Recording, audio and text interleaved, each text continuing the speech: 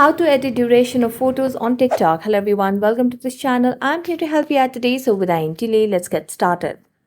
Now first of all, launch the TikTok application on your device and make sure that you're logged into your account.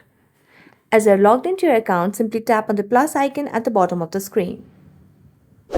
Now tap on the photo, so you can click a picture or you can also select it from a gallery. I'm going to tap on the gallery option and select one of the photos and then tap on next.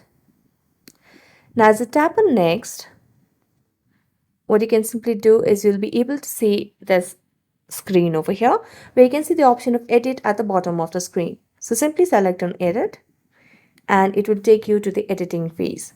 Now if you want to edit the duration, simply tap on the picture. You can now just drag it and shorten it, or you can lengthen it wherever you would want. So after that, you can just tap on the arrow mark, and as you do that, you'll be able to edit the duration of photos on TikTok.